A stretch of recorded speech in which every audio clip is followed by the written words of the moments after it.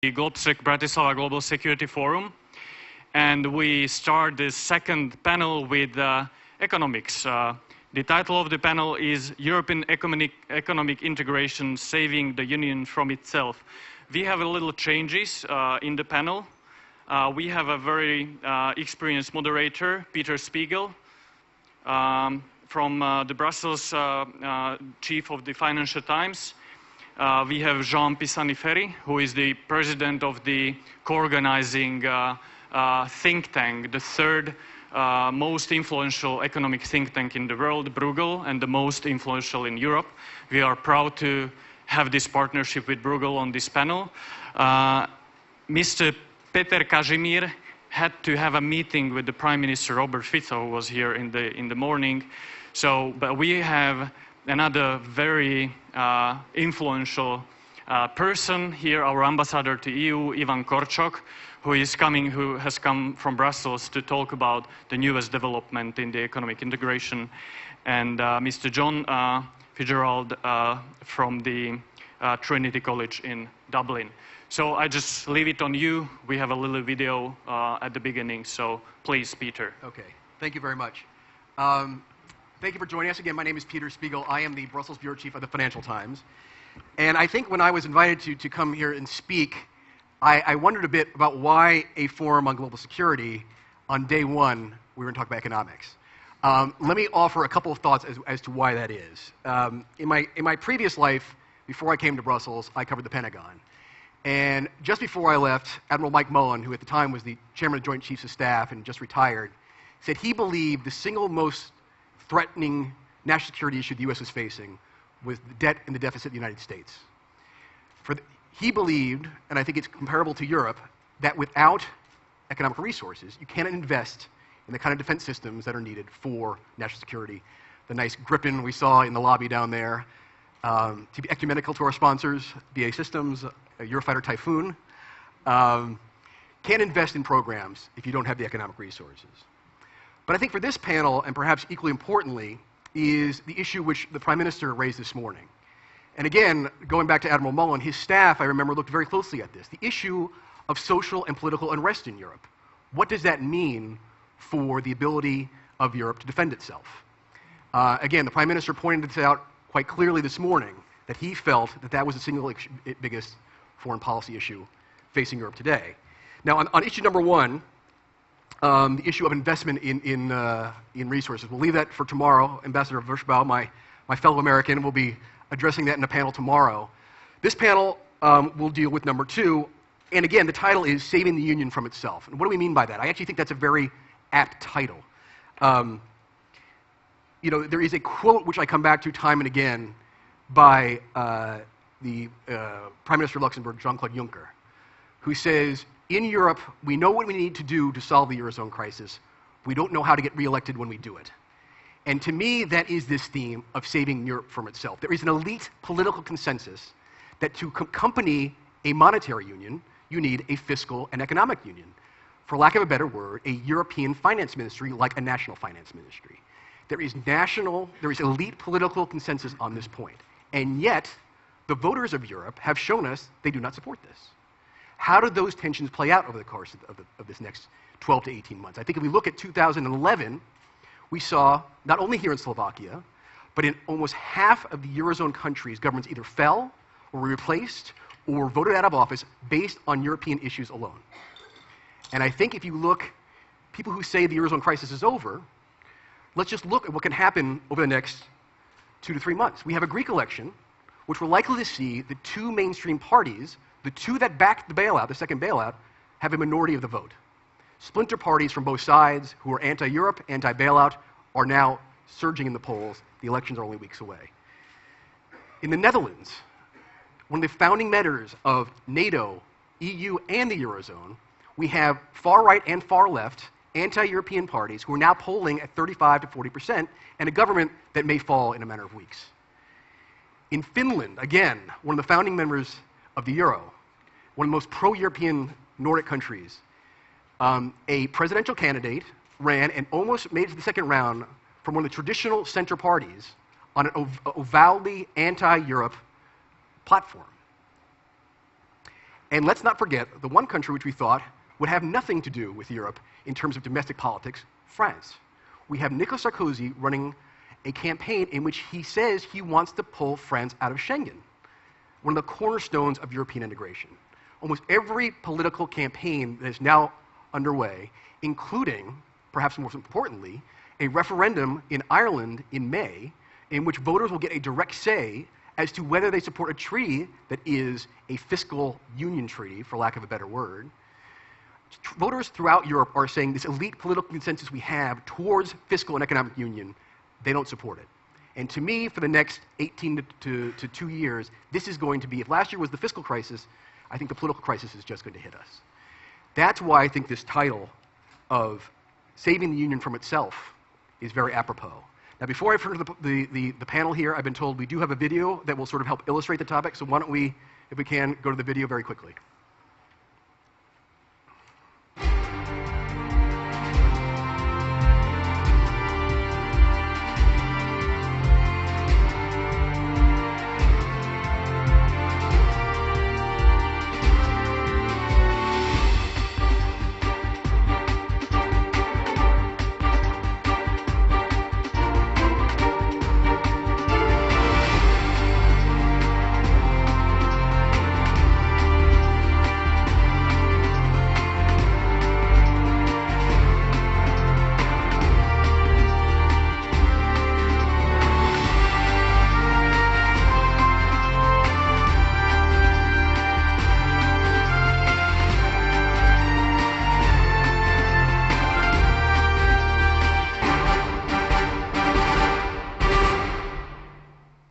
I must say those European summits look far more dramatic with dramatic music in the background than they are in reality. The panel has already been introduced. Jean, why don't I start with you? Jean Pisani-Ferry, as I said, is director of one of the co-sponsors of this panel. Bruegel, I just want to emphasize the extent to which Bruegel is so influential in Brussels in particular. Jean is very well known to me, but to everyone in Brussels. First as an economist, but also Bruegel has basically set the debate frequently on these institutional changes in Europe and what should be done. It's a very influential paper they put out, indeed, at the last European finance ministers meeting in Copenhagen just a couple of weeks ago that has really influenced the debate. Jean, why don't I turn to you first for your opening remarks? Each panelist will get about 5 minutes, and then I will start asking questions. But please, think of your questions. I want to try to make this as interactive as possible. Jean, why don't you start us off?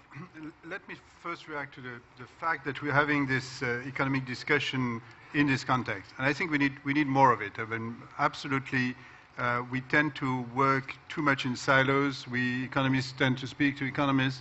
And I think we have to speak more and to people working in security and to understand more of the interrelations. I do agree that those images suggest that there is here something we should be discussing more. Now, on your specific question, on the Juncker question, the way this crisis was managed was a recipe for creating what has been created. Remember, it all started by saying Greece doesn't need any money. Greece just needs a little bit of money. Greece doesn't need a debt restructuring. I mean, look at over the course of 2 years what has been said to public opinion. And how could citizens be happy about what they've been told? I mean, nobody came to public opinion to say, here is the severity of the crisis we're dealing with. And here are the big choices, and the vote is going to be about those choices. And at least this is what I stand for, and this is what I want to be assessed, judged on. I add to that the fact that in many of our countries, those questions we're dealing with are orthogonal to the traditional debate. I mean, you referred to the French election. I'm French, so I'm watching the debate. Traditionally, in a presidential campaign in France, you don't say a word about Europe because the divisions are within each camp. So nobody has an interest to say a word about Europe. Now, this time it was not possible because, I mean, it's so prominent that it would have been a joke to, I mean, to some degree, this campaign is about second-order issues already, but not to have a word about Europe would have been very detrimental to the credibility of the candidates. So they have found ways to speak about Europe. But each of them has found a way to say, on this, I'm here and there, so I'm pro-European, but at the same time, I'm sending a message to the wing in my camp, which is anti-European. So Sarkozy is where I'm doing the fiscal adjustment, I'm focusing on competitiveness, but at the same time, I'm telling you against Schengen and the free circulation of workers, so I'm sending a message to the protectionist wing in my camp. And Hollande is saying, I basically accept the fiscal compact, but I want to renegotiate, and renegotiate is a word that means, I'm not an orthodox. So really to those people in my camp who are anti-European, I'm telling them that I'm with them. Now, does it help addressing the big questions we have in front of us? No. It's just a way of, winning an election, or losing it, actually, but it depends. But without confronting and putting to the electorate the big question, which is exactly what you said, how far do we have to go to solve this crisis? Are we ready to contemplate some of the harsh choices about the degree of integration, about the pace, extent of the adjustment, that we have to face, both as a country and both as a system. And the way our electoral debate is structured is not made for it. So we would need a realignment. But realignments do take time. So I think within the midst of it, and in this kind of situation, there is some sort of a disconnect between the political debate and what's happening. And this results in voters being unhappy and voting out parties one after another. Let me stop here. John, can I turn to you? John Fitzgerald is an economics professor at the Economic and Social Resource Centre in Dublin. Obviously an expert on things Irish and the way Ireland has dealt with this crisis, but has also studied quite extensively on the impact of the crisis more broadly. Can I ask you for some opening thoughts? Looking back to sort of the Prime Minister this morning talked about the crisis of trust within the European Union. And I think it's very striking if you look at the 1990s, when there was a spirit of generosity and people didn't look for rules as to how they were going to behave. There was this wonderful change in Europe, the fall of the Berlin Wall. The FAR program was set in place to provide funding to move towards enlargement. There was major funds provided under the cohesion program to Ireland, Spain, Greece and Portugal to devote development. And the monetary policy raised the interest rate to transfer large sums of money from France and Britain and the rest of the EU to Germany to fund German unification. People didn't complain. There was a great mission here. This was something new and wonderful in Europe, and we were prepared to actually put up hard cash and do something about it. Now we have a crisis where people don't trust one another. Governments don't trust one another. Electorates don't trust government. And the way out of this was going to be that the EU was going to have to guarantee the debts of certain other countries and who are not insolvent but are illiquid, and that is how we were going to get out of it. But trust has broken down. And there are reasons why that trust has broken down. Governments have, first of all, governments, for example, in Ireland were incompetent. They did a very bad job. Governments elsewhere, the figures were not correct. So you can see why people are worried. It's their money which they're putting at risk.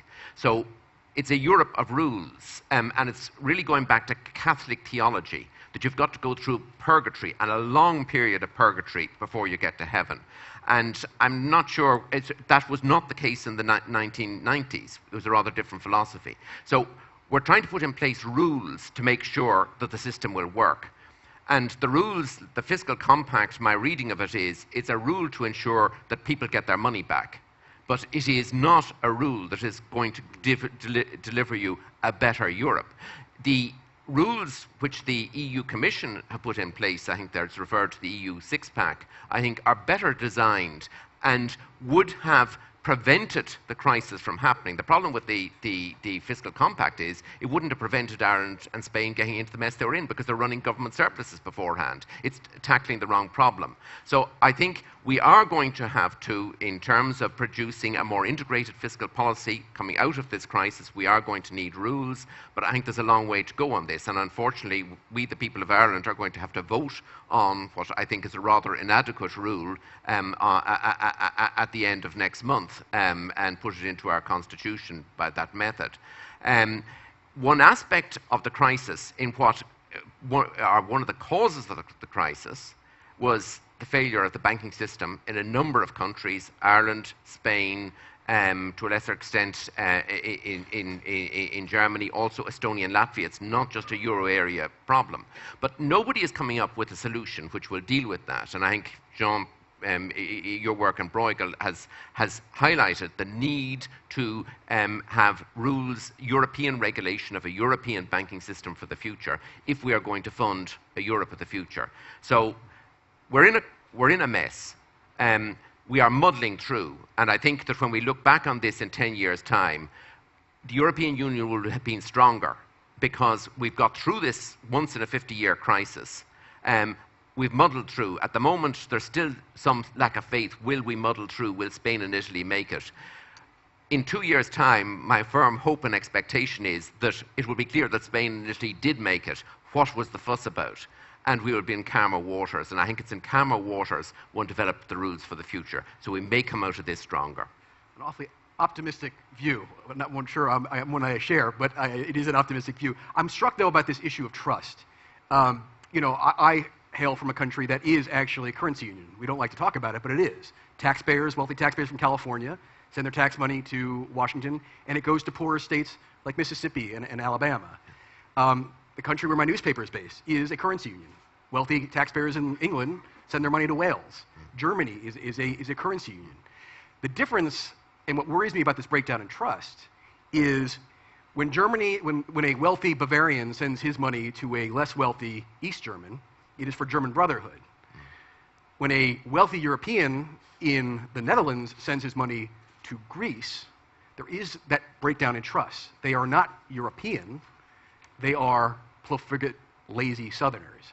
And so that's why I worry about this issue of trust, which gets me to Ivan, Ambassador Korček, because Slovakia, rightly or wrongly, was seen as the original bad boy of the Eurozone. When the first Greek bailout came, the one country that opted out was Slovakia. For obvious reasons. I mean, a country that is comparatively poor, why should it be bailing out relatively wealthy countries in Greece in particular? Frankly, other countries have now joined Slovakia in asking that question, Finland being, I think, the most obvious, requesting collateral for loans given to Greece. Other countries have raised issues as well. But I think it does get to this issue of this sense of Europeanness and whether voters the political support is there for a broader and more federal Europe where we are all in one basket. I wonder if you could address that issue, Mr. Ambassador. Thank you, Peter, for that, and especially that you have named the, so to say, the root causes of Slovak position instead of me. That's quite convenient to me. But I would like to add one point to it.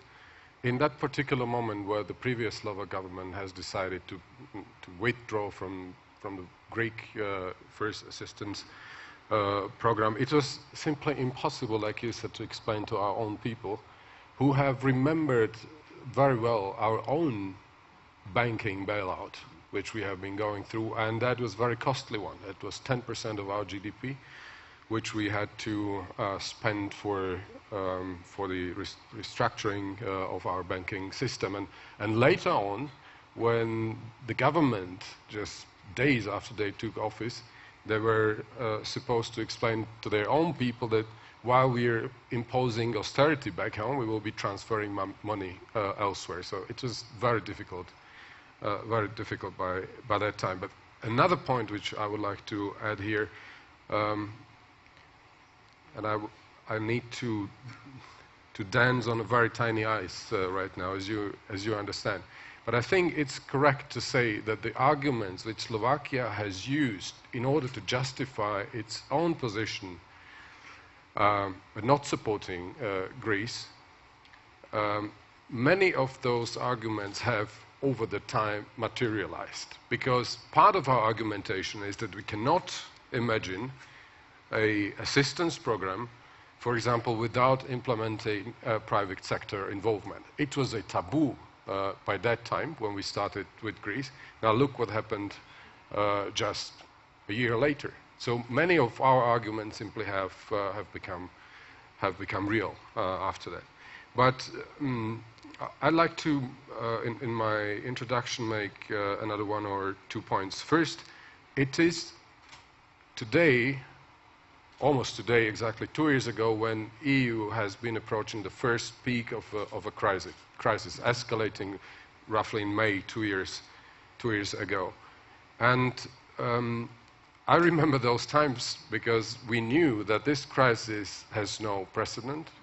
We knew all measures at that time which we were supposed to adopt must be unprecedented. More or less we knew what to do, but we still felt that both the markets and economies were expecting from the politics a very rapid reaction. And that's my retrospective so to say, approach to it, that it was simply politically not realistic to expect that that the policy can react that quickly as markets have been arguing. I can explain it best by words of the former German governor of central bank, Weber, who said, politicians simply have no mandate to do what is economically sound and what is economically extremely important. Simply no mandate. And I think, Peter, you have referred to it several times. Now, even 2 years ago, I think when we sort of now calmed down a little bit, because it is very costly, we bought a big portion of time. So it's a bit more quiet 2 years later. But still I feel that we are still under pressure of not doing enough. Let me, for you as mostly those from the Defense and Security Committee, just enlist very quickly those extraordinary measures which we have adopted over those 2 years. I think it's worthwhile just to think about them because they were unconceivable by the time when the crisis started and we were inventing those measures. So first of all, we have established robust firewalls. Now, as of today, we can mobilize $1 trillion within those firewalls. I know, Director, you will hesitate a little bit about it, but I'm on the governmental side of the business, and I still just right back to. Yes, I'm happy. yeah. So $1 trillion of US dollars. By that time, absolutely impossible to imagine because it was controversial, both politically, economically, and even legally. Second, fiscal consolidation. We have had fiscal consolidation, or at least an attempt to instill a culture of responsible fiscal policy that has been enshrined from the very beginning in the project of monetary and in monetary union. But now it's happening. Now it's happening. I think we are living in different times when it comes to fiscal consolidation than 10 years ago. I know it's controversial, but still it's happening. Third point, we have unprecedented programs for 3 countries. I mean, Greece, Ireland, and Portugal so far. 4, I've mentioned already, private sector involvement. A taboo just 2 years ago. Now, a couple of months ago, the bondholders and private investors simply agreed with a swap where they realized a huge haircut on their bonds. This was something really unbelievable by that time, and now it's in place. Fifthly, we have completely revamped our economic governance. We have different worlds, and frankly speaking, even we who have been drafting and we've been working on it and approving with the Parliament, we are now discovering what kind of new world we have created. So it's completely different framework. The sixth point and the last one, I think both previous speakers have mentioned that we adopted intergovernmental fiscal compact. Now, having said that, and that will be maybe last 2 remarks, I think over those 2 years, while adopting those unprecedented measures, I think the EU has already changed much more than the EU has changed as a consequence of Lisbon Treaty. So what we see as a result of this crisis is immense and extreme acceleration of integration, and you would agree, I hope, Director, paradoxically, not via community method, but rather intergovernmental method. This is quite interesting to me. And last point, just to reflect on the title of our panel, Saving EU from Itself. I agree. I've been thinking about that quite long, what I should think about that provocative title, but I think it's quite okay. Maybe I would not go that far save from itself, but I would fine-tune it in a way that the question still open to me is how is the EU going to sustain and survive its own solutions that we have invented in order to contain this crisis. So rather than saving from itself, how are we going to sustain and survive our own attempts to resolve this crisis? Thank you. Jean, can I ask you to pick up right there? Because I actually, that question strikes me quite a bit also, just to break through some of the jargon. I think Yvonne is 100% right. In the last 2 years, institutions have been created in Brussels that gives Brussels immense power over national budgets. The Belgian government was in office for 3 weeks and was told to cut 2 billion euros from its budget in a matter of days by Brussels. The Spanish government, just last month, new to office, I'm sorry, you're going to have to cut your budget deficit to 5.3% of GDP. Brussels dictated that. Pretty soon, President Hollande or re-elected President Sarkozy is probably going to have to be told by the European Commission that he is going to have to cut his budget. Do voters and do politicians know the powers they have given to Brussels? And how do you think that plays out if indeed, when Eurostat comes out with its numbers at the end of the month, France is off target, and Olli Rehn, a Finn who doesn't speak French very well, goes to President Hollande and says, oh, by the way, you have to cut billions or tens of billions from the French budget. How is that going to go down with the Republic? I have an even worse horror story. There is a structural deficit that now is going to be part of our whole legislation. The only problem is that, we vaguely know what is a structural deficit. We know that is measured with huge imprecision. And so a junior bureaucrat in the Commission is going to redo the calculation one evening, and the next day he's going to come and say, by the way, I've redone my calculation. Your structural deficit is 10 billion worse than what it was before, so basically cut 10 billion of public spending. And just because, nothing happened but me redoing my calculation. I think it's an ambiguous and in part dangerous course we've taken. It's an ambiguous because at the same time, the new treaty goes in the direction of telling countries, include in your own legislation rules for fiscal responsibility, while at the same time strengthening the discipline coming from Brussels. So you're moving both directions, both centralization and decentralization. And I don't know what's going to win at the end of the day. We've given extraordinary powers to the Commission. The Stability and Growth Pact initially was all about removing powers from the Commission. It was telling the Commission, you're basically doing the numbers, and the Council decides. Now, it hasn't worked.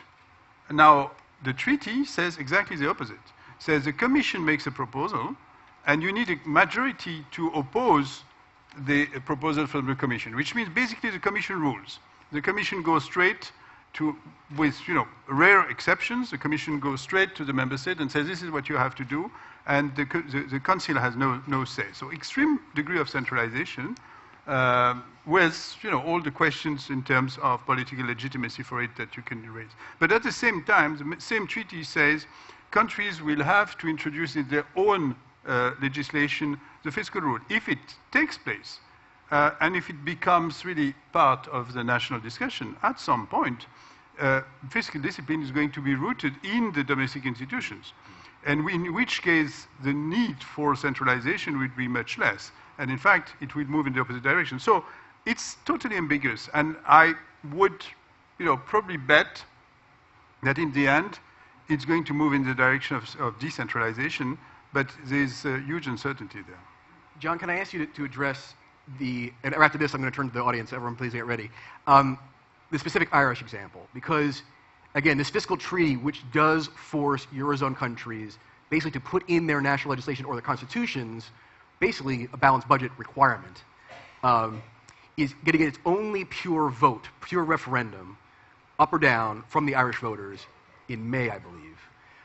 Now, Ireland has been rather ornery when it's been asked to vote up or down on EU treaties in the past, and what usually happens is they just ask the Irish again to vote yes. Can you just sort of give us your view as to where the Irish voter is on this right now? Because I think it is already setting the bellwether for other countries.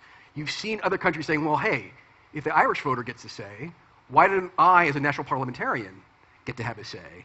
And so I think the result in Ireland will have huge ramifications for the rest of Europe. Can you just address that real quickly? Well, on a personal level, I don't think that plebiscitary democracy works terribly well, if you look at California as an example. So I don't necessarily recommend this the way to go for the rest of Europe. What will happen in Ireland, on each of the referenda, when you first do a poll, people are 60-40 in favour, and then they change their minds to being 60-40 against over the campaign. So there's no certainty as to what the outcome will be. It's a simpler question than asking them about the treaty, where the Lisbon Treaty was a very complex document to discuss. So it may well pass, but there's a long way to go before that happens. So no money-back guarantee on that. And the question is, it will be quite destabilising for Ireland, certainly, if we vote no. And it will lead to, I think, certainly a further prolonging of the current crisis. Going back to what Jean was talking about in terms of governance, giving power back to the Commission, I think that that's hugely important. It was interesting in the video clip which was shown there, it showed Cameron, Monti, Sarkozy and Merkel. And the problem from an Irish point of view was it was intergovernmental. When on the Lisbon Treaty, President Sarkozy, who had the presidency at the time, threatened to come to Ireland, and the French ambassador worked incredibly hard to stop the plane taking off, and he never came, and the second treaty referendum passed. That intergovernmentalism may be good if you're from Germany or France, but coming from a small country, it's the Commission, and for 40 years now, membership of the EU, it has been the European Commission has been the faceless people in Brussels are our people in Brussels. So I think giving power back, and the crisis, it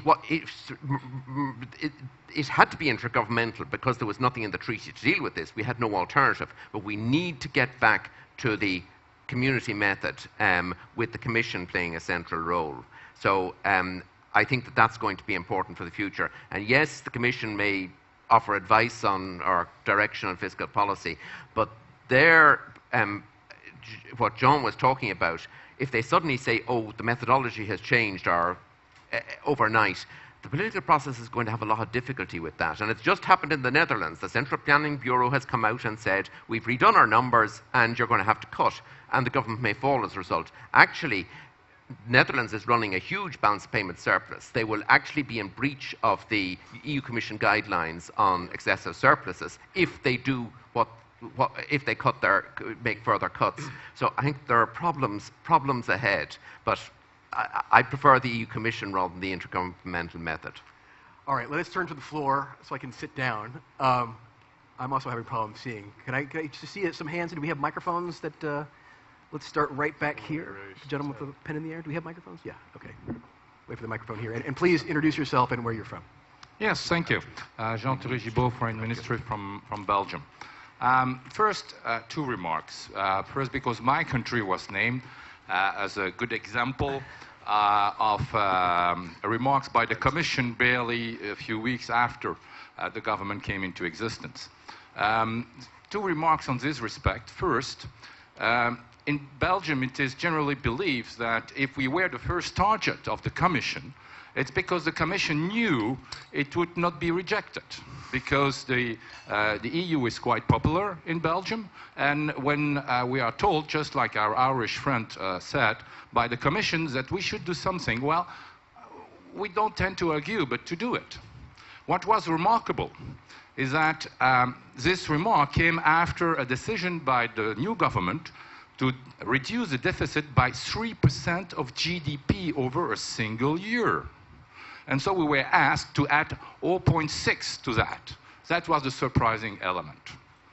Another remark about your own commentary, sir, on the breakdown in trust when you compare Netherlands and Greece on the one hand and California and Alabama on the other hand. Because indeed, I'm quite struck by the biases against the EU in the Anglo-Saxon press. Because actually, you compared apple and pears. What you said was, to help Alabama, the mechanism would be California voters sending money to Washington and Washington sending money to Alabama. Actually, the EU does it too, albeit to a much lesser extent. For example, agricultural policy, regional funds. The difference is the EU cannot have a deficit, and the federal government in the US can. 1%. Now, we are dealing here with a totally different issue. The Netherlands being asked not to send money to the EU, but to Greece. I would like to see the reaction of Californian voters if they were asked to send money not to Washington, but to help reduce the deficit in Alabama. I think the reaction would be quite different as well.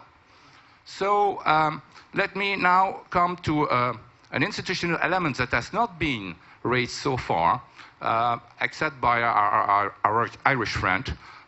Our lecture, our reading in Belgium, is that we are now in a more intergovernmental phase, indeed, and unfortunately also, according to the Belgian position, because the Commission has been weak, and for quite a long time, because the Commission wanted to be weak, wanted to be submitted to the member states. And it's no surprise if the big member states are leading, because that was part of the strategy by the Commission. And I can tell you that smaller member states, like Belgium and probably Ireland, were appalled by the weakness of the Commission. And what we are willing to see is indeed a much stronger Commission in the future, because the Commission actually has a democratic credibility through the European Parliament. Thank you. Can I just pick up a couple of those things and address them to the panel, since some of them were addressed at me? The second issue about what the Germans call transfer union. This idea, which is verboten in Germany, that wealth should be redistributed to the poor countries. It is true that it happens through agricultural policy. Since we're here in Central Europe, it is much more happens through structural funds, in which wealthy countries pay for basically projects in less wealthy regions. Does there need to be more transfer union? Jean, let me start with you, in order to make a common economic region occur? That's evidently the elephant in the room. I'd like to go back to perhaps the starting point about that. When the idea of creating a common currency emerged, I don't think the architects were naive and thought, it would just be perfect from day one and would not evolve. I think the thinking was that money would create a sort of community, and that's its community in ways that nobody could anticipate, but that would be history. This would develop, and a budget would emerge out of it, and so it could not be created from day one, but it would be a natural development. Now, after 20 years, since Maastricht, after 10 years, it hadn't happened at all. Why? First, I think it was an illusion to believe that the fact of sharing a currency would create a sense of community. It did not create any sense of community. I mean, it created, it was inconvenience. It was good. We had, especially for people like us, we felt it was, something useful to be able to travel throughout Europe with the same currency. We were sometimes relatively proud, being in the rest of the world, to have our own European currency, but it did not create anything in terms of the internal redistribution. And one reason for that is probably also that this European debate remained very much a debate among countries, and in which citizens have a say on how to redistribute across countries, but not within countries. One big dimension of this debate about Greece was people in Germany saying, but we may be willing to give money to Greece, but not to tax evaders in Greece, not to wealthy people, not to people who retire much earlier than in Germany, etc. But on that, they don't have any say because it's an entirely Greek policy. So you're asking people to redistribute, but they're telling you, I'm going to redistribute, but not to the right ones. I'm going to redistribute to people who don't do what they've got to do. And that's because there is no political integration. So basically, as a German, you don't have anything to say about the Greek pension system or the Greek tax system. So I guess what I'm saying is that, we have come to the moment where all these questions arise through a crisis. So not as a natural development. As a natural development, it did not happen. It happened through a crisis that asking, a very difficult question, what is required to survive? And perhaps what is required to survive is exactly what we didn't want to accept before. John, can I ask you to address the question about the Commission? For those who are not quite as familiar with some of these EU theological debates, the whole reason for creating the European Commission in Brussels was so that, remember, the smaller countries would have as much say on European issues as some of the larger countries. That is called the community method, or méthode communautaire, as my bad French teaches me. The argument is that much of what's being solved through the Eurozone crisis is done by Merkozy, Angela Merkel and Nicolas Sarkozy, pure power politics by the largest member states, angering quite many of the smaller countries, Belgium and Ireland, and I might ask you also on Slovakia whether you do this. But can you address this issue? Do you agree that the Commission has been very weak? And if so, why is it? Why do you think it's been so weak? I certainly think the Commission has been weak, but the Commission did not have the legal powers to take the initiative in this crisis, in that what was needed, it had to come because there weren't instruments in the treaty to deal with it. So the Commission had to act within the law, and therefore, in the end, Merkel and Sarkozy, it was a good thing they acted.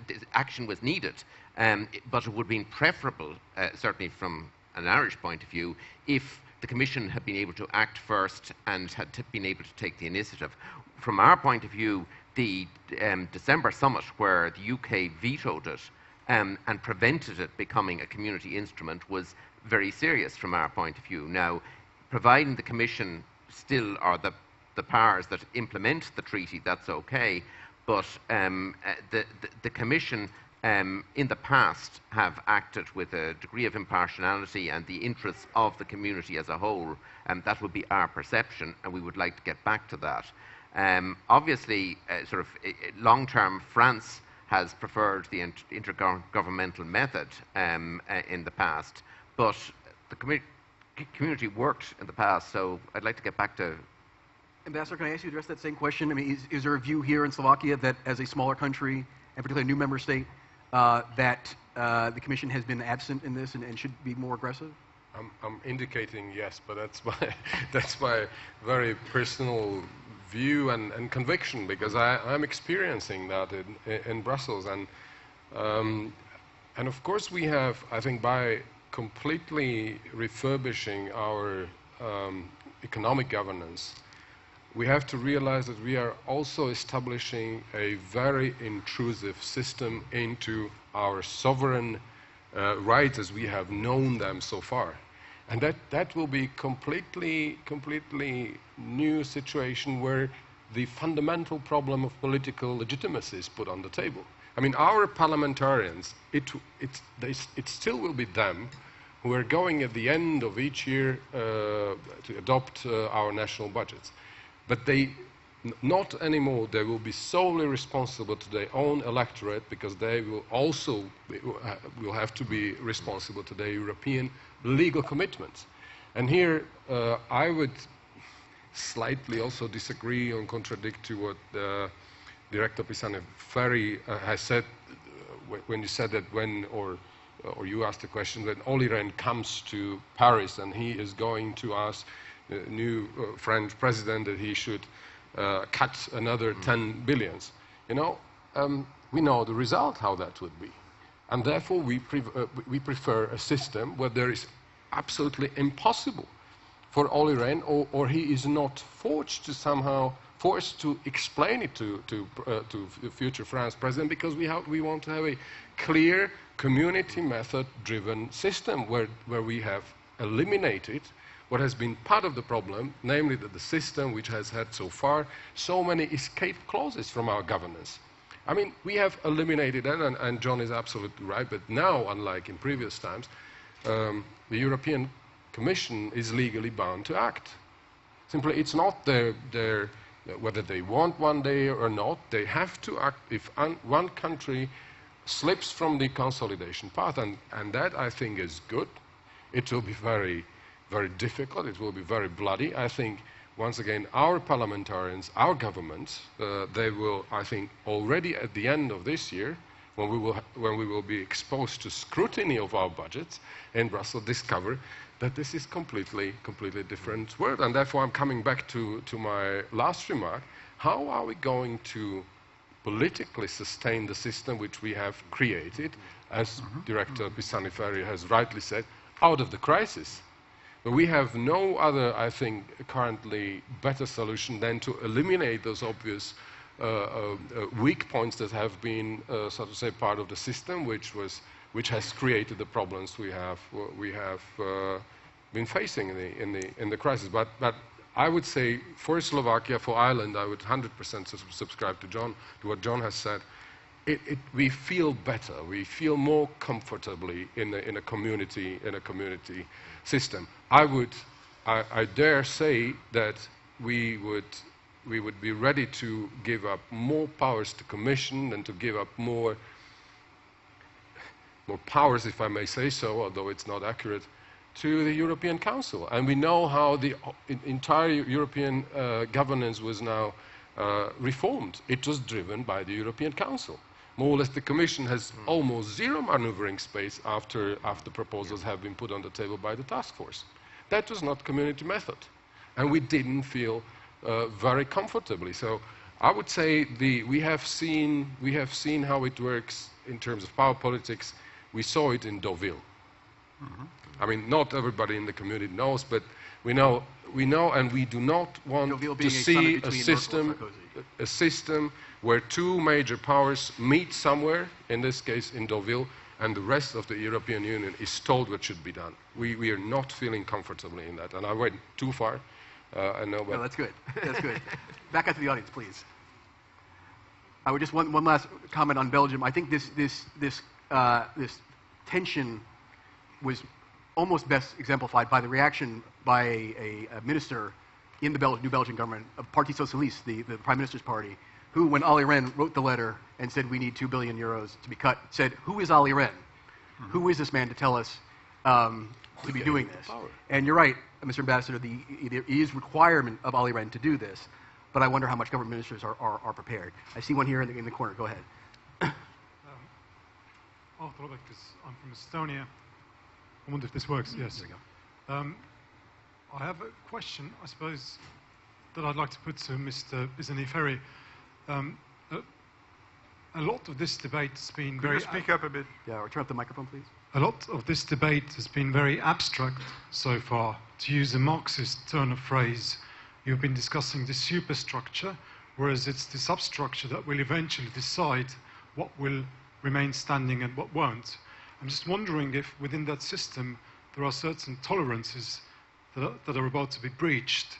If we look at Spain, Greece obviously, Portugal, in Spain, as I understand, the youth unemployment has reached 50%, Greece 48%.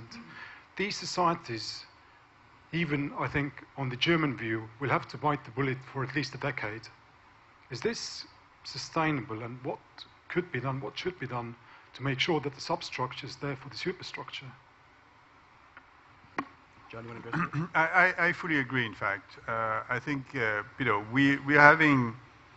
we have addressed part of the problem, which is essentially the part having to do with the fiscal rules.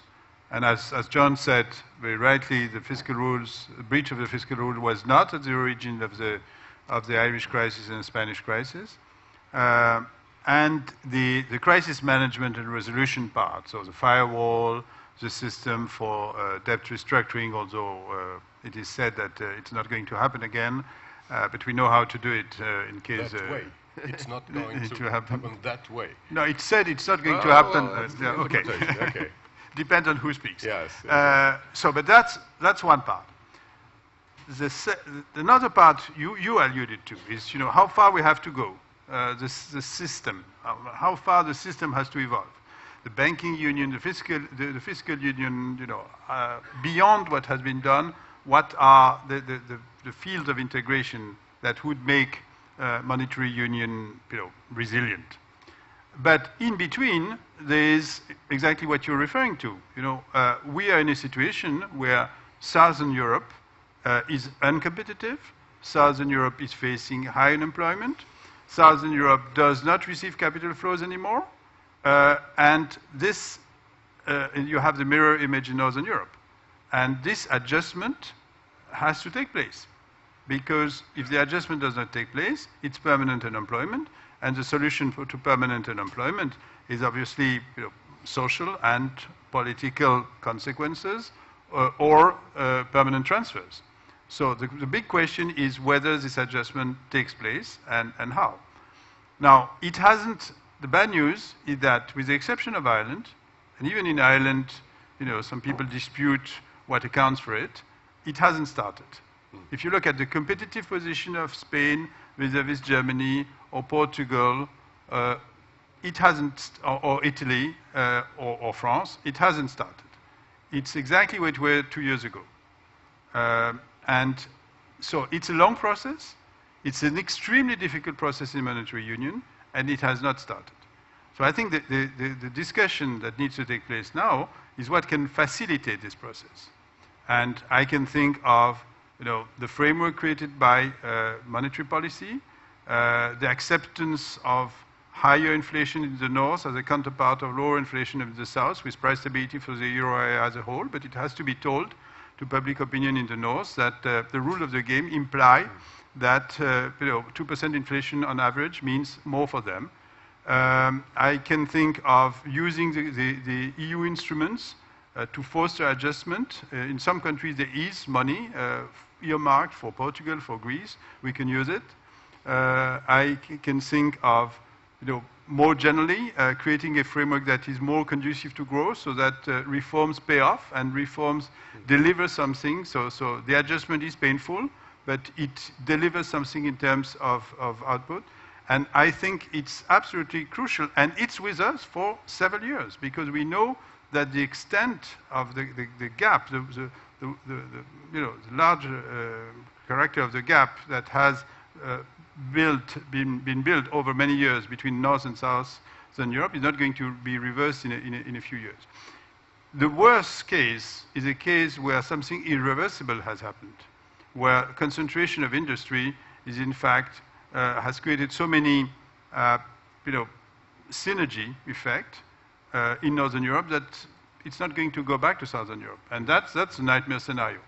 And it's a nightmare scenario that is not abstract. It's also what we've seen in the US, in economies where, in all our economies, there are regions where you want to invest and regions where you don't want to invest, because the skilled people are not there anymore, because the subcontractors are not there anymore, because the laboratories are not there anymore, and so there is no reason to invest there. And if this is the Europe we have created, we're in deep trouble. I mean, this is, to me, is exactly the danger of both Greece and Portugal, frankly. I mean, Ireland has proven itself an export-oriented economy, an open economy that can compete on a global level.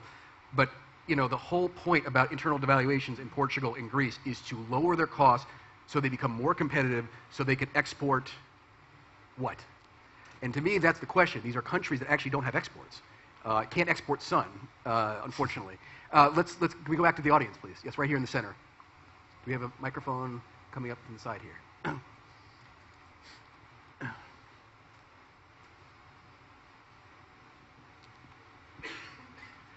Hello, I'm the Indian ambassador in Slovakia, but what I'm going to say is, in my personal capacity as simply an interested member of the audience here, I was struck by the almost complete absence of any discussion on the role of the European Central Bank, the role that it has played in handling this crisis, and the role that our panelists think it should be playing in the coming months.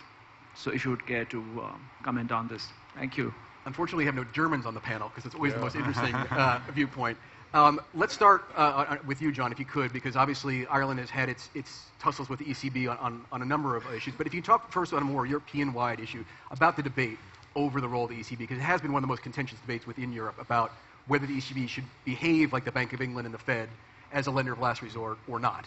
The European Union is subject to the rule of law, and the Constitution and the rules restrict the scope for the ECB to have taken action, which I think it would have been much more effective if they'd acted sooner in the way they've done. And they have had to develop a theology which, if you like, gets around the law, which is an inefficient process, but the law is the law. So it doesn't work very well, but to complain that they didn't break the law, I think, is the wrong approach. And the statements even in today's Financial Times, in response, a member of the Governing Council, in response to the rise in bond yields in Spain yesterday, made it clear that something would happen. They would continue to muddle through until we got out of this mess. So it's not a clean process, but then the laws aren't probably optimized for this crisis. Jean, can I ask you to address the same question? And again, just to for the uninitiated, most global central banks, the Fed in particular, also the Bank of England, when things go bad, they can buy sovereign bonds. They are the lender of last resort. The Lisbon Treaty and the EU treaties, because of the history of the Bundesbank, the Germans inserted that the ECB cannot engage what's called monetary financing. You cannot have the central bank finance governments. And as a result, they have not been able to buy sovereign bonds unless they go around the law through special mechanisms that we don't pretend is violating the law, but they can't go full on. And there are some who argue, I don't know if you agree with this, but if the ECB on day one said, don't worry, I will buy every Italian bond out there, this crisis would disappear in a minute. But can you address that, whether you think there actually is a solution to this lender of last resort problem? Is there a lender of last resort in the Eurozone right now? I don't think there can be a neat solution to it. I don't think the ECB can buy bonds. They can buy more bonds, but they cannot credibly let the market believe that they're going to avoid this kind of self-fulfilling fiscal crisis that we have seen. Just because if they buy bonds, they buy Italian bonds or they buy Spanish bonds. So the day they start doing it, implicitly they start embarking on some sort of redistribution. And they don't have a mandate for that. They're a central bank. They're not a fiscal agent. Yeah. So it's very different from the Bank of England buying, gilts. When the Bank of England buys gilts, it's essentially a risk to its single shareholder, which is the UK Treasury. There is no redistribution involved. It's a relationship between the agent and the principal. That's all. In Europe, as soon as you start doing it, implicitly you're creating a redistribution channel. And you don't have the decision-making structure for it because it's a one governor, one vote. It's not according to the share to the capital. So it's really not made, the institution is not made for it. Is the logical next step on that, though, a common issuance of European debt? Absolutely.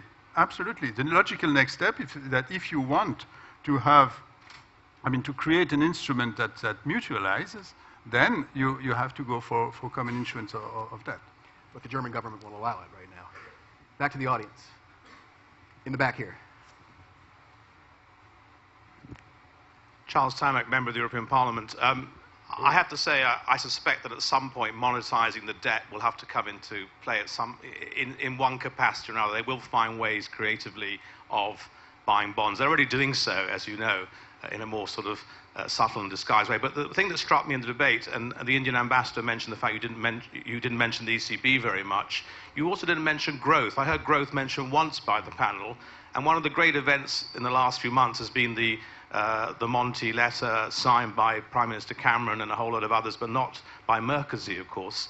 And I think that may be one of the big divides, of course, how we see deregulation, reform, and growth. Somebody was talking about the high unemployment rates in Greece and Spain. Well, I take heart from the fact that many Spaniards are now learning German and heading in their cars to find jobs in Germany. Surely there must be more mobility in the labor force. That's what happens in the United States. If there are more jobs in California, people travel and find jobs. In the United Kingdom, we've had 500,000 plus European Union workers, but we benefit from the English language, which everybody speaks and learns, but people have to start learning other European languages and move around a little bit more in the search for jobs. But perhaps you could just the topic of growth and how to bring the growth agenda to the fore. That's what I'd like to hear a bit more from the panel. Mr. Ambassador, can I ask you to tiptoe into the field of politics on this one? Because Slovakia now has one of the very few center-left governments in the Eurozone. This has very much been driven by a center-right sort of Berlin consensus that austerity is the way forward. We've seen voices now, including Prime Minister Fico, but also Francois Hollande, the new Danish Social Democratic Prime Minister, who have been arguing that we're changing the tenor of the debate, I think, on this issue of growth. We haven't paid enough attention to the issue of growth. Mario Monti, of course, a technocrat, not really party affiliated, but certainly much more associated with the center left than the center right. Do you see a change here in the center left pushing back, perhaps, on issues of austerity and becoming much more of a political issue of growth? First of all, I think those 2 points which the last speaker from the audience has mentioned, or rather the last one on growth, is very, very relevant, and we haven't touched that yet. But I think what we are doing with all the measures and extraordinary steps which we have taken, it's a must. We had to create firewalls and refurbish governance and all that stuff, but it's still not enough. And unless we really embark on a growth path with our economies, I think we can hardly be able to sustain our social model as such, because I think this is at stake. We have to see. We have to be clear also with the rest of the world, which is looking at us. How long is our social model sustainable? And it is not sustainable if we only carry out all important and necessary austerity measures, but we have to really go back to growth. Now, I agree with the gentleman, obviously, from United Kingdom, he's absolutely right that the issue of deregulation on EU level is very, very important. But always when we are raising that issue back in EU, the Commission says, and I think very rightly so, that deregulation is also a homework for our national countries, because of course there is a burden of over-regulating sectors in the EU. But if you speak to the businessmen from our own countries, they always complain about our own systems. We are over-regulated. So I think not each and every problem has to be seen as a product of European integration. But this is a very, very relevant point. Now, Peter, to your question, I do see that there will be fine-tuning would be too low on the scale. I think that there will be different approach to our commitments, but not in terms that we are going to give up our target date for the ending of excessive deficit procedure for Slovakia. We've been listening carefully to Prime Minister because the very first visit of a first member of Slovak government is a visit of Finance Minister Kazimir next Monday. He's going to meet Olli Rehn, and he's going to tell him that we are absolutely committed to go below 3% next year. However, I agree, and I think the Slovak audience would confirm, the way to the implementation of austerity measures will be different. That's what the Prime Minister Fico is saying. He has been saying that very clearly during the election campaign, and I'm not going to go into details because we first have to have a manifesto approved in our national parliament, and part of it will be the answer how Slovakia is going to, what is Slovakia going to do with the budget this year and with the budget next year. To what extent our tax will be raised, what kind of tax will be raised. Now, we are also confronted with a new system that it is not enough to consolidate nominally, because the Commission is also telling, that was the Hungarian example, it also matters how you consolidate. So it's really a different quality. So my answer, once again, Peter, to your question, whether it will be different, I think it will be different. But once again, with a clear and strong commitment to going below 3% by next year. And last point to growth. Again, I should be the one who would repeatedly just pointing to all the pro-growth initiatives proposed by the European Commission. Nevertheless, I don't think realistically we can generate growth from Brussels. We either consolidate our fiscal system, either we create competitive business environment in our countries, and we can only generate growth in a bottom-up approach. Nevertheless, no doubt, there are very important sectors, like services sectors, for example, where we still are lagging behind our own commitments, and pulled together, two contributions, both from the Brussels level, but also fulfilling homeworks at home, I think we can be better off. But again, I think our social model is at stake, more or less, in the long term. John, can I ask you to address this issue, whether growth and austerity are compatible? Are they at odds with each other, or is that oversimplification that the media makes, like myself? Well, I think don't let a good crisis go to waste, and it is an opportunity to make major structural changes. I would have liked to have seen more done in Ireland. It's interesting, the Spanish labour market needs dramatic changes, and there are, changes are being made there. But the problem about that is that if you're going to do something about growth, it takes you quite a long time before the benefits come. If you look at the German labour market reforms, it took a number of years before you saw the benefits. So yes, we've got to do that now at a time when you don't have money to spend. And when you look at Portugal, Portugal stands out in a very low level of educational attainment compared to any other of the EU 27. They need to invest, but where are they going to get the money? So yes, growth is how we're going to get out of this. I have a concern about fiscal policy, that there is no question that in Ireland or Spain, Greece, Portugal, Italy, that we have to tighten fiscal policy. That's correct. But countries that are in a sustainable position, like the Netherlands in particular, and the director of the Central Planning Bureau came out and said that he thought tightening fiscal policy was a bad idea.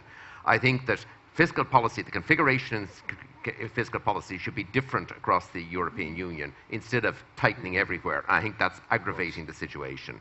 The final point which was made by the member of the European Parliament about migration, it was a real concern in Ireland in the 1980s when we had a similar crisis that the best and the brightest were leaving. And our concern was the economy could implode, because if you use your young people, your debts are there, the tax base has then got to be raised all the time, which makes Ireland less attractive. So it is a possible recipe for disaster if every young person, there are shorter young people in Spain if they all bail out and head to Germany or somewhere else. However, one of the things which we did learn was the research shows that Irish people who emigrate, and 1/3 of all Irish people are returned emigrants, they earn 7% more over their lifetime on average because they learn a foreign language, learn how to do things differently. In an Irish audience, I'd want to be careful, but in a foreign audience, you can see it as a training scheme where we're forcing our young Irish people to go abroad, but you wouldn't want to do it this way. Right. It should be voluntary, yes. Back out to the audience, please. No questions. Have we run out of questions? It's difficult to see questions from Yes. Let me ask one myself. One of the dynamics I discussed in my open remarks was, is this going to be the year where we see Eurosceptic parties gain? And again, I said the Dutch example, which we could see, Marine Le Pen has, I think, somewhat wisely decided not to bash Muslims anymore, but to bash the EU, and it's done very well for her. But the one country where we have seen a reversal of that, to a certain extent, is Slovakia. I mean, we had the government fall last year because of one party, Richard Sulik, who blocked Slovakia's approval of enlarging the Eurozone bailout fund. The government fell, and he did very, very badly in the last national elections. I'm wondering if you have any thoughts as to how that happened. I mean, a country that went from, again, being sort of the bad boy of Europe, now having a prime minister who, as we saw this morning, avowedly pro-Europe, and seems to have voted out a party that was avowedly anti-Europe. Any view on whether that is a trend? Is there anybody in the audience who would, from our Slovak fellows, who would like to help with this? Because there are different interpretations of the very result of the very party which has, as you said, caused the collapse of the government. But maybe it was overshadowed by other pressing issues in the campaign.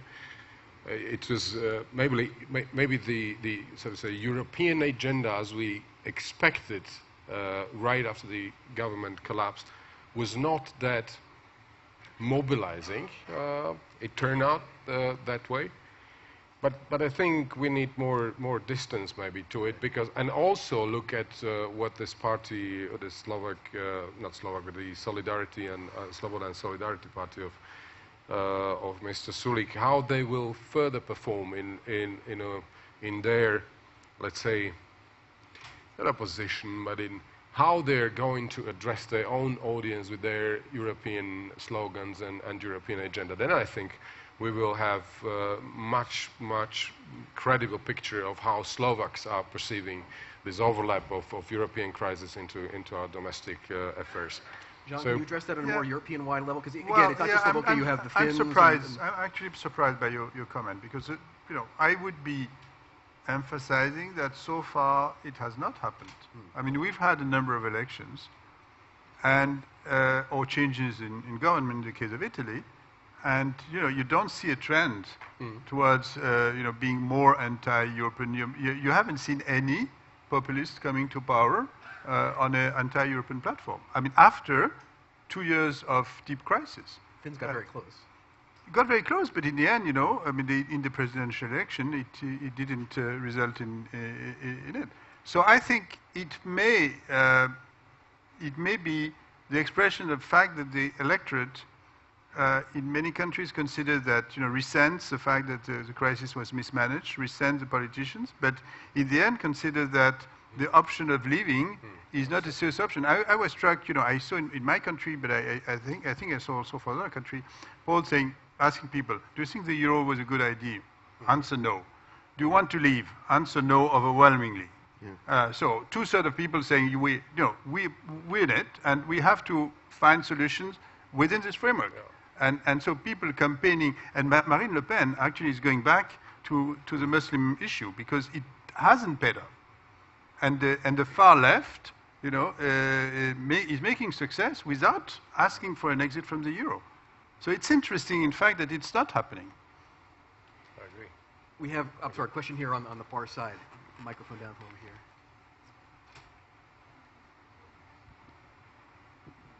Thank you very much, gentlemen. My name is Juraj Droba, and I'm actually representing the party Freedom and Solidarity, which many others make responsible for break of the government.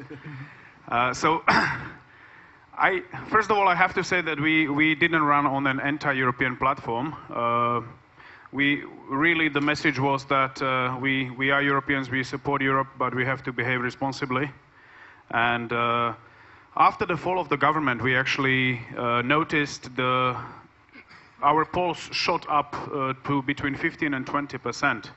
So the initial reaction of the Slovak public was actually very welcoming, but we didn't capitalize on this, and we actually didn't communicate the message and the topic very well. I think this is the main reason why we actually fell where we were. And there were some additional, just for your information, there were some also additional problems that our party was facing, and that's why we ended up with the current 6% instead of the expected maybe 15. Nevertheless, yes, we are libertarians. When we talk American English, our party is libertarian, and we still do believe that it's just a question of time before Greece will have to leave the Eurozone. And that's just to explain the position of our party. Thank you. Anyone else? Question from the audience? If not, I want to. I'm sorry. Yeah, right here. We have one back there. Let's go here, and then we'll go right here. It's difficult when you're asked physical questions. My name is Ivan Kun. I'm from Conservative Institute from Slovakia. I have a question. Don't you think that one of the problems Europe has is that it's dividing people on two groups? The first are so-called pro-Europeans. These are those who agree with everything which comes from Brussels. And the others who don't agree with everything, they are called anti-Europeans.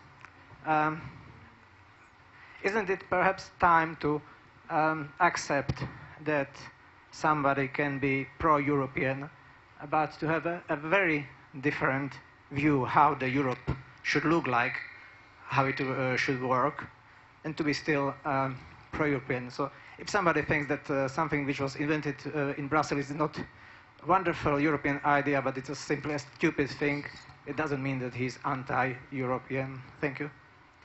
I take full blame for both oversimplifying both the party and the position, but that's what we in the media do, is oversimplify. Can John, you want to address that issue of whether, for lack of a better word, Euroscepticism is not necessarily anti-Europe, but perhaps anti the way Europe is currently being run, and whether that perhaps is a better way to describe the dynamic?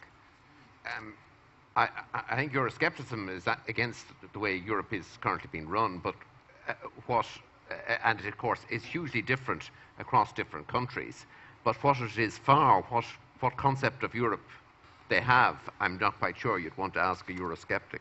Okay. And let's go for the last question right over here in the corner. Thank you. It's right here. Microphone behind you there. Nisa Pinheiro, Ambassador of Portugal in Bratislava. Well, I have listened with attention to what you have said, and I'm surprised with the Globsec approach to this issue. I was expecting, as ambassador, to get some hints on the connections of this theme we are discussing in this panel at this very moment and the global security, because there are a strong connection. And I'm afraid to say it's a strong deception for me, because it has been focused on a kind of seminar on specific economic issues that might be in Lisbon or in Stockholm or in Brussels. So this is a remark. I hope that next year, if the issue is addressed, and I think it's a very timely and useful issue, this connection will be established and we go to the deep-rooted causes that may threaten Europe and NATO security by a worsening or difficulties in the economic situation, namely in the European Union. And I heard no word about that. I just will refrain from other comments, and I will concentrate on one short comment to disagree strongly with what Mr. Pisani-Ferry has just told about Portugal. It's not to defend my colors. We have a lot of things that we have to change. And no doubt that we have a lot of things to do, but no doubt that the environment has provoked a lot of things that we had not deserved, so to say in a simplified way. When Mr. Pisani-Ferry says that competitiveness in Portugal has not yet started, I cannot but object, because it's completely not the case. I would advise him to read the reports about this that have been produced by the so-called Troika. I would send him back to yesterday's, for instance, article on Portugal in the Financial Times. And I only quote very shortly one thing which is in strong opposition what we say, while recognizing that competitiveness is a problem of Portugal, was and will stand for some years. But competitiveness, as we know, is a long-term issue. It's nothing to be dealt with overnight by any country. So I only quote this. In this year's Global Economic Forum Competitiveness Index, Portugal was ranked 45 out of 142 countries, 142 countries. I will send you back for this article so that you can be updated on that, while not, I say, disagreeing that there is a long way to go for competitiveness. But I can test that simplified academic ideas going around can float. And sorry for being so strong, no, but thank you very much. I stop here and my critic is here. Thank you very much. Any failing of the panel is, of course, the fault of the chair. So, Jean, can I just ask you to address the issue of Portuguese competitiveness? Yeah, I think I have one disagreement and one agreement. The disagreement that I didn't say nothing happens in Portugal or anywhere else. I mean, that's not what I said. I said if you look at indicators, if you look at prices, if you look at costs, I mean, they haven't moved relatively. That's what I'm saying. I mean, it's nothing about, you know, the fact that government are not doing the job. It's just that the process itself is so painfully slow. So even if you do your job, if you do the reforms, I mean, the payoff in terms of improving competitiveness and rebalancing is extremely slow. That's what I'm saying. The point on which I want to emphasize agreement is what you said about the connection with security issues. I think that's a hugely important topic. I mean, we can mention budgets, we can mention neighborhood, we can mention migration, we can mention you know, the global governance and the weight of regions and countries in global governance. I mean, a hugely important set of issues that are at the border between what we're discussing, the economics of the euro crisis and global issues. Indeed, I think that was very fair point. The one where you said that we should have discussed more broader context of defense and security and austerity and everything. You're right, but this is not easy to make that bridge. Instead, in spite of it, I would like to commend and congratulate to the organizers that they are courageous enough to include this kind of panel into a security and defense forum, because, and I'm the one who can say that because I spent the most emotional years of my career trying to bring my country into NATO. So I think I still remember something from those security and defense issues. But let me be quite rude and say, if the security audience is locked in a room and is discussing endlessly hours and hours pooling and sharing problem, and I have no other issue in mind what I can say, who cares behind the door? Who cares behind it? Try to address the broad audience in our countries with the purely security and defense issue. It is absolutely impossible. But what we are still lacking, and therefore I say this is a very fair point, how to bridge those 2 points. Because if discussion is taking place in parallel amongst distinguished experts in defense and security, but if we are only discussing, European politicians and those involved in European affairs, it's surreal. It's not real. So therefore, we have to establish that bridge, and the fact that we are not up to yet to make that I think it shouldn't discourage either the organizers of Globsec or other conferences to keep on including these issues of economy into defense, because for us. Really completely squeezed by current austerity culture, we also have to bear in mind that security and defense still matters. So it's not that the first, so to say, pot from which we are going to take money in order to fund our pension systems or whatever would be defense budgets. That is still an extremely important issue for our societies. But the same is very much valid for you when you are discussing security and defense models, how to better use resources and allocate them.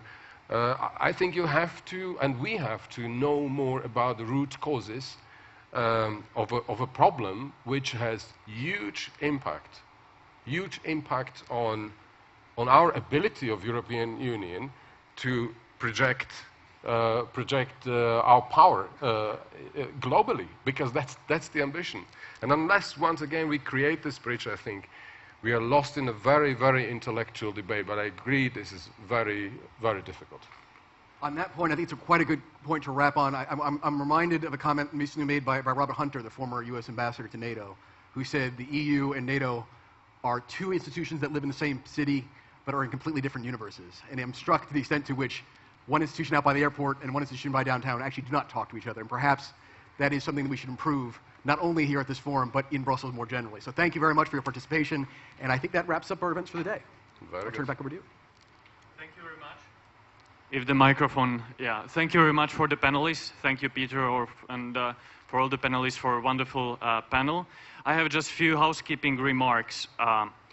Now, those who have confirmed their participation at the gala dinner, that will take place within less than 1 hour. The buses will leave Hotel Kempinski 5:20. They will be ready 5:20, so in 20 minutes. They will leave sharply 5:30. So please, everybody who has the invitation and who has confirmed their participation at the gala dinner, please be at the buses in front of the Hotel Kempinski. And then we are going on with the night owl sessions, 9:30 in the evening. We have 3 very interesting night owl sessions. Security cooperation in the Visegrad region, when we will be presenting the outcomes of the report. America's Pacific Century implications for Europe, and Afghanistan beyond 2014. That will be in a more informal setting and with drinks as well, so you're all welcome. Thank you very much. again, and let join me with thanking to our panelists.